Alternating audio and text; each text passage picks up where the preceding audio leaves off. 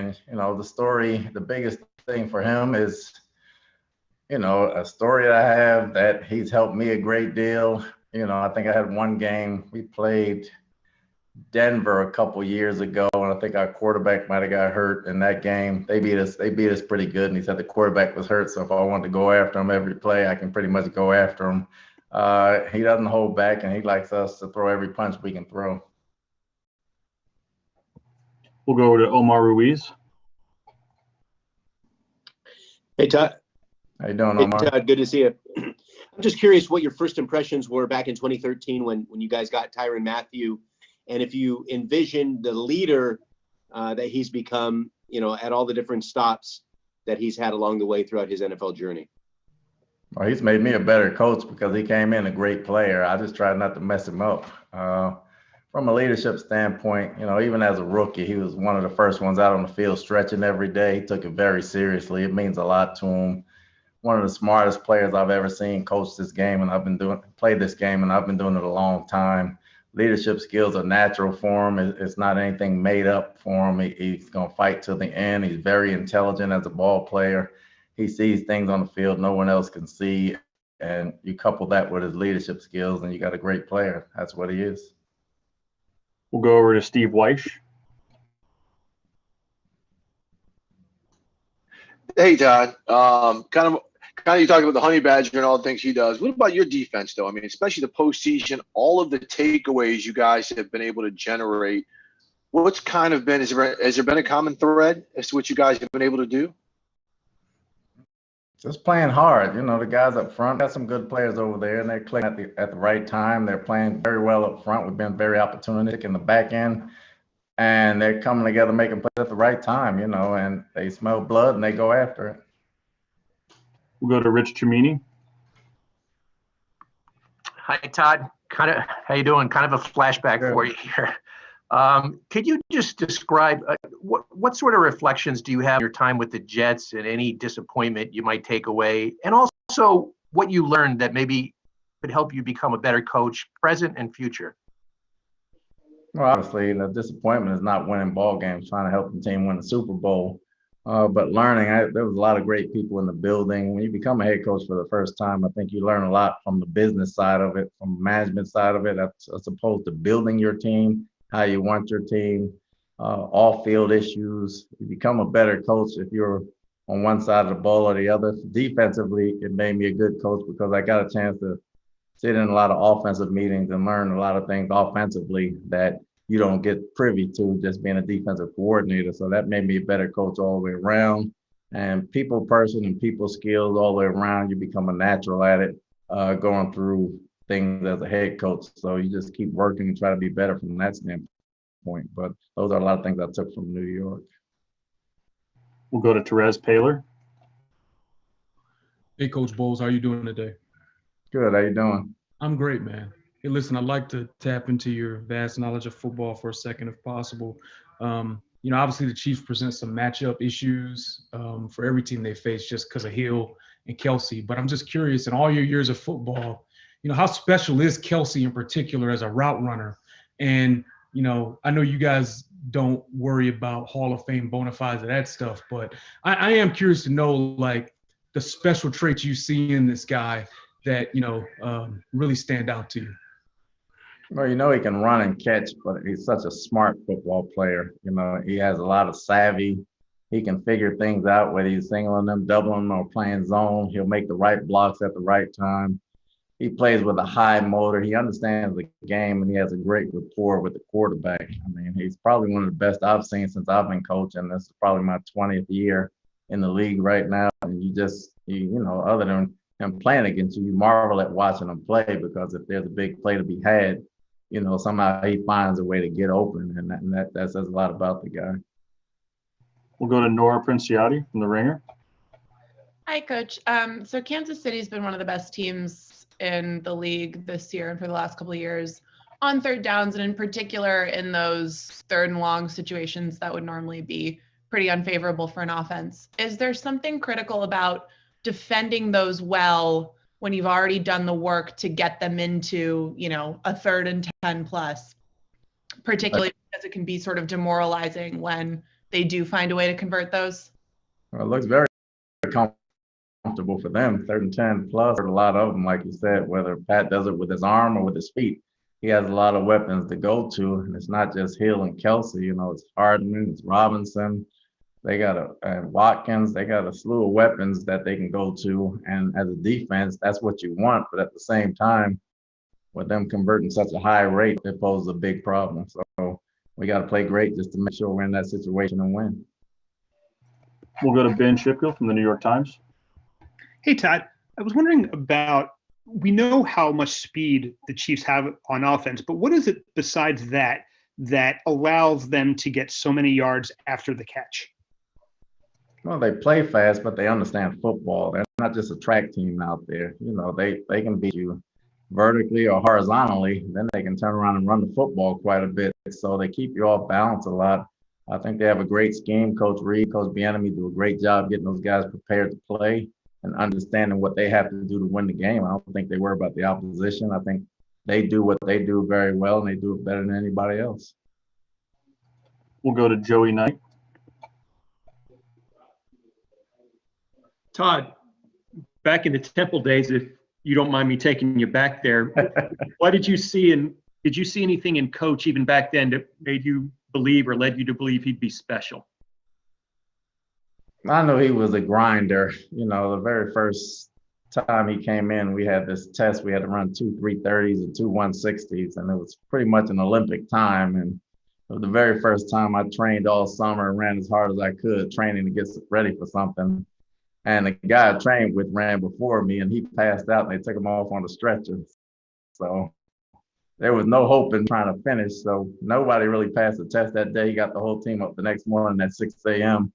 to run more sprints because he said we weren't in shape. And at that point, you could see it, the determination and the drive that he had, not taking defeat as an answer and trying to get everybody into shape. And you knew you had something going right there. We'll go to Sarah Walsh. Sarah? You got me? Yep. Hey, Coach. Obviously, you want everyone at full strength, and facing this Chiefs team with your safeties that I know are not 100%, and there's still a couple of days to get to game day. What would it mean to you guys to have Jordan Whitehead and Antoine Winfield out there operating as healthy as they can be? I mean, it would mean a lot, mostly because the guys they played hard all year to get to this standpoint, and they've helped us out a great deal. So for them to miss the game, if they are to miss it, would be unfortunate. But we're very confident in Adams and Edwards and everybody else playing behind them if they have to play, because they played a lot of football. But it'd be great to have those guys back. We'll go over to Vinny Iyer. Hey, Todd, how's it going? Good. How you doing? All right. So you guys were very successful rushing 4 against Green Bay there in the championship game. That was a big reason why you guys won. Now, similar situation, a team that has an injured left tackle.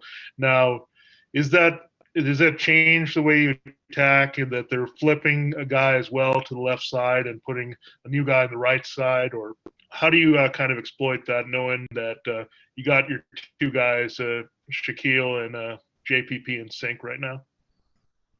Well, they're playing well. And again, these guys won a lot of ball games regardless of who's playing. We can't worry about who's playing. We just have to try to slow down the team as a whole. We're not worried about a tackle or a guard. We put out there who we put out there. We got 2 safeties hurting, so they got 2 tackles hurting, so that evens it out a little more. But we just got to do what we do better than they do what they do. We'll go to Richard Graves from Sky Sports. Hey, Coach. I've got to follow up as well if I can quickly. But first of all, how do you prepare for this high-octane, high-powered offense, having already played them once? What's changed? Well, nothing's changed yet because we haven't played them. But, anytime you prepare for a team that has a lot of weapons, it's going to be a challenge. And all 11 guys on defense are going to have to be on the same page. So we're just working towards that, and we're working towards one goal, trying to win a game. And we don't have to be the best every day. We just got to be the best on Sunday. And following that game in Week 12, I know Coach Arians said he felt it was a pivotal point in the season for you guys. So what clicked after that game, and how did it come together? Well, in a long season like that, when you get beat like that, and it's still only one game, whether we win by that much or lose by that much. And I think it was good for the younger guys, especially in the secondary, to try to bounce back from it and go on with the season. So I thought they grew up mentally from that game. You never wanted that to happen to your team, and I definitely didn't want it to happen to our team, but I thought the guys learned from it mentally, and it made them mentally tougher going forward. We'll go to Rick Stroud. Rick?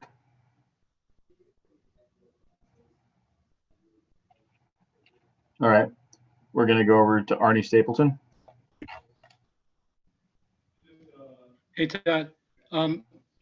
I'm just wondering if you see in Shaq Barrett, like his DNA is, Von Miller and DeMarcus Ware. He was on the practice squad in Denver when he first got here, and he really took to learning from them. And within his second year, he was kind of a surprise and earning all these accolades. Have you seen in his game in Tampa some of that DNA from the guys that he learned from? You see it from a hand placement standpoint in the pass rush. He's got quite an arsenal. He can go power, he can go speed, and he can beat you with technique. And, I can't take credit for that. He had to learn that from Von Miller and DeMarcus Ware and those guys when he came in. So you see a lot of that part of it. We'll go over to Dave Burkett. Hey, Todd. Hope you're doing well. Good luck this week. Just you had an interview scheduled with the Lions that you didn't end up taking. I was just wondering if you could explain why. Maybe they told you that Dan was getting the job, A, and then B, I think you were with Dan both when he was a player in Dallas and when he was first got into coaching in Miami. What do you think of him as a coach? They canceled the interview. I never got the interview. I think they didn't feel like waiting. They had their mind made up. But Dan's a great coach and he's a great person. Strong leader, very smart, very intelligent, very diligent. He's gonna hold everybody accountable. Happy for him. All right, we're going to go to Steve Isbitz. Coach, just last week, Bruce Arians said that Tom Brady has had as much of an effect on the defense as he's had on the offense. Can you give some insight as to what Coach Arians might be looking at there, or what you've experienced from Tom Brady's effect on your defense? Well, just talking to the guys coming out to practice and after practice, just monitoring how they mentally feel after plays and how they look after plays, and just talking football and just really from a performance standpoint, when they see how hard he works and everything he does, as diligent as he does it, nobody wants to let anybody down. So those guys work harder from that standpoint. And you don't want to get embarrassed at practice having Brady pick on you every day. So you better pick your game up. I think a lot of that part has carried over to the defense and made them more accountable. We'll go to Calvin Watkins. Hey, Todd, can you hear me? I can hear you, Calvin. Todd, when you were in Dallas under Coach Parcells, there was that staff, I think 5 coaches out of that group became head coaches. Can you just talk about just that group of coaches, you and Coach Haley and Sperano and Peyton, how important it was just to learn under Coach Parcells and eventually become head coaches? We didn't know that at the time, but learning under Bill, I think, is one of the best to learn under all the way around, because he teaches everybody everything. He teaches coaches how to look at other coaches and see the ball game. And on that staff, believe me, it was Sperano and Peyton and Anthony Lynn and Zimmer, myself, Coach Rogers included, Pasqualoni, Freddie Kitchens was on that staff, Tyler Haley, obviously. We had a bunch of guys at the time that worked well together under Bill. And he ran a tight ship, but he helped us become better coaches by just constantly talking football and explaining things to us individually as well as collectively. We'll go to Tom Rock.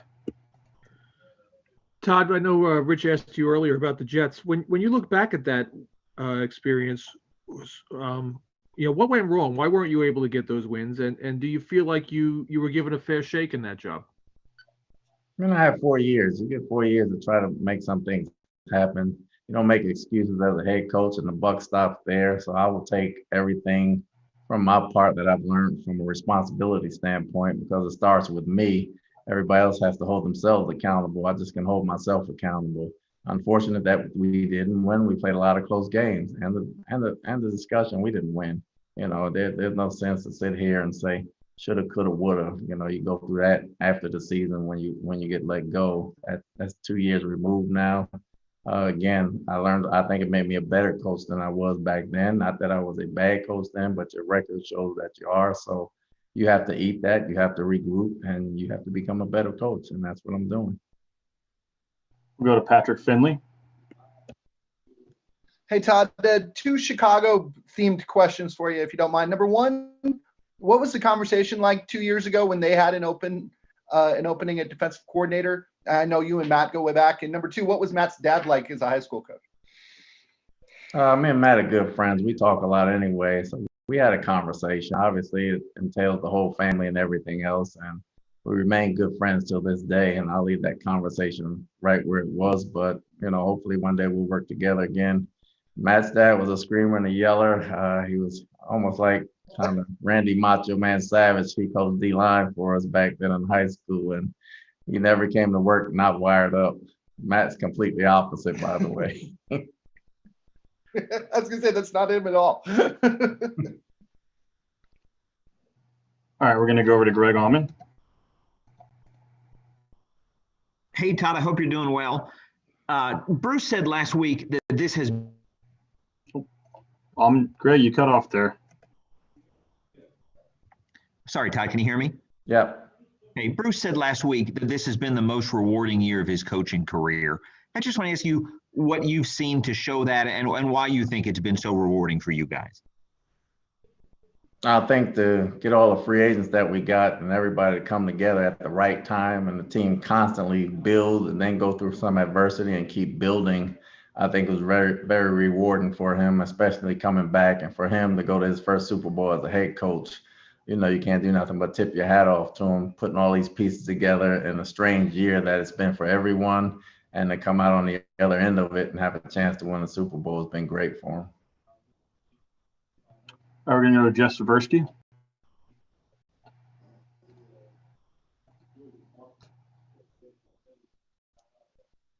Jeff, you're muted. There you go. There you go. I hit it twice. Hey, Todd, it's Jeff from ABC in Philadelphia. I hope all is well. If I could take you back to your Temple days, one, do you remember when Coach told you that maybe you should go into coaching? And two, how special is it that, you and Bruce and all the other guys on your staff, got your start at Temple and are now here in the Super Bowl with a chance to win it all? I remember when I dislocated my wrist and they said I wasn't going to play again, that he wanted me to just give up my career and go on to coach, and I didn't take too well to that part of it. I was hard-headed to play it anyway. And as far as going to Super Bowl with all the guys here that went to Temple that I've either played with or that has coached me, it's been very rewarding. It's great to come to work every day. The camaraderie is outstanding. It's nonstop comedy, but we do put in a lot of work. And it's great to get up in the morning and go to work with guys that you like being around. We'll go to Mark Cannizzaro. Hey, Todd, congratulations. Thanks, Mark. I have two things. One thing is a little offbeat. Regarding Tom Moore, he's been around for so long. I want to know what your perspective is for a guy like that that's still doing it, and what he's bringing to you guys. Tom is great. I mean, I get into work at 4:15, 4:30, and I'm probably 2 hours behind Tom. Tom has brought so much football knowledge, and he does so much film study, offensively and defensively. I mean, he'll grab me and pull me to the side and talk about red zone things and talk about things he sees that'll help me a great deal. But bigger than that, he might be he's the oldest, but he's probably the biggest prankster and jokester on the staff. And he's hilarious. He's great to be around. He's always here. He's always giving knowledge and understanding of things. And he puts a lot of things in perspective for us. Can you imagine, just as a follow-up, still doing what he's doing at his age? If you look at where you're at right now, and I mean, to span that kind of time, can you imagine that? I can't imagine that. I don't expect me to be doing it at that time, so my hats are off to him. We'll go over to Jenna Lane. Jenna? You're unmuted. We can hear you. All right. We'll go over to Mark Cook then. Hey, Coach. I know you generated some interest after the season ended with some head coaching opportunities and maybe an interview in Atlanta and Philly. But are you as shocked as a lot of people across the league that a guy like Eric Bieniemy has still not gotten that head coaching job? And do you just throw your hands up at this point when you look at the minority coaching situation in the NFL and just move on with your job, or are there some things that you'd like to do to try and promote that and move that issue farther along with the league? Well, you always move on as a coach. You try to be the best coach you can be. Again, there's only 32 of these jobs open right now. It's unfortunate for Eric. He's been in the Super Bowl 2 years in a row and hadn't gotten an opportunity. I think he's an outstanding coach and an outstanding person. You get frustrated a little bit, but all you can do is work. You know, everybody gets frustrated when they don't get a job, and that could be any one of the coaches in the league, regardless of race. So you just try to move on and coach and be the best you can be, and his opportunity will come. I'm sure of that, because, like, again, he's an outstanding coach. I have a lot of respect for Eric, and you know his time will come. But you know you want to do some things to move forward, but what do you do from that standpoint? I think you know coaches can't be the ones moving it. It's got to be everybody else trying to move it. All we can do is coach and be responsible daily for what we do. We have about 5 more minutes. We're going to go to Adam Kildor of the Washington Post. Hello, Todd. Your guys' staff is very diverse, not just in terms of race, but in terms of age and even gender. I wonder how does that diversity of backgrounds and thinking translate into making the Bucs a better team? I mean, I think it's great. First, it falls on Bruce. Got a bunch of people that know how to coach. You know, he got a bunch of people that know how to coach. He's just not going to hire somebody to hire somebody. But he assembled a very diverse staff of people that are very good at what they do and collectively work well together. And then that's the biggest thing that you get out of all this. We're all in it as one. We all have our own niche to make the team better, and we're all trying to do that. We'll go over to Ben Bolin. Hey, Todd, congratulations on making it to the Super Bowl. I was curious if you could talk about how smart Tom Brady is. He 43 years old. He's played such a long time in the NFL. How difficult is it for a defensive coordinator to give him a new look or to fool him on something? I mean, it's tough to give him a new look, but it's not just Tom. You know, everybody's got to be in sync. But his knowledge of the game, his understanding of the game, and more importantly, his work ethic of the game separates him from a lot of quarterbacks that I've been around. And just the way, you know, you see a lot of superstars that are superstars. He handles it just like a regular person. He's very polite off the field. He gives help. He gives knowledge. He can laugh at himself if he trips and falls. You know, he has a great personality and a great work ethic that helps him be the great quarterback that he is. Go back to Joe. Can you hear me now? I can hear you now. Yay! Sorry about that. I guess I'm a little technologically challenged today. Great to see you, Coach.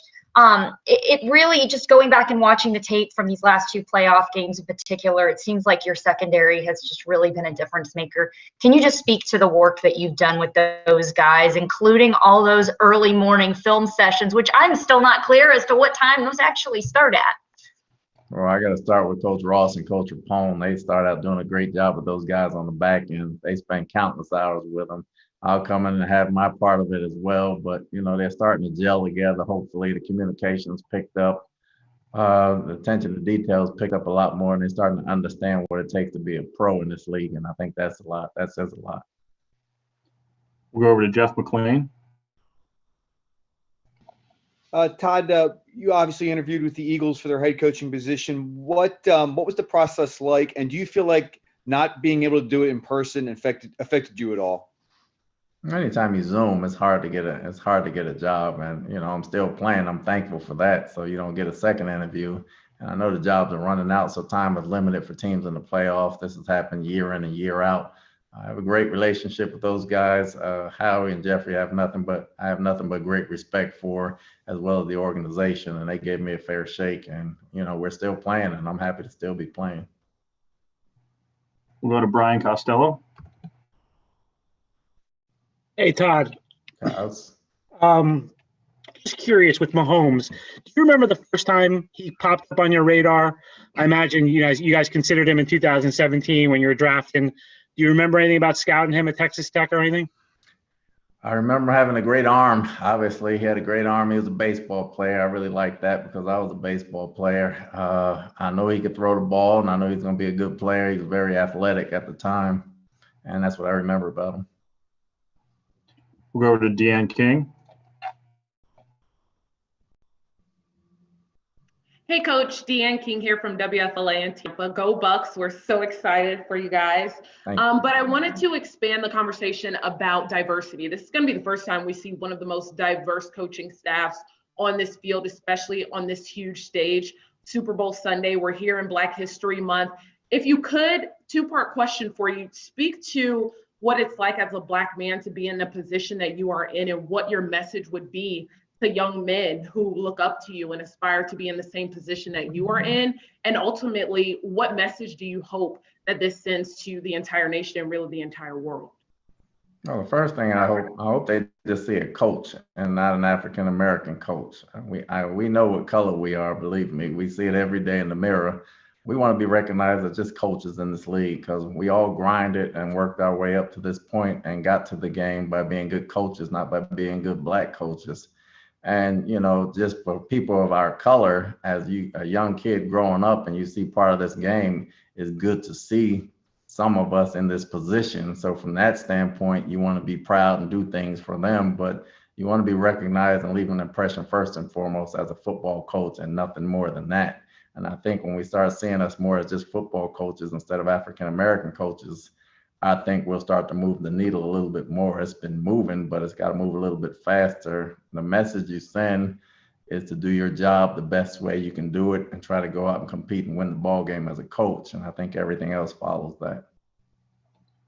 Okay, we'll end there. Thanks, Todd. Thank you.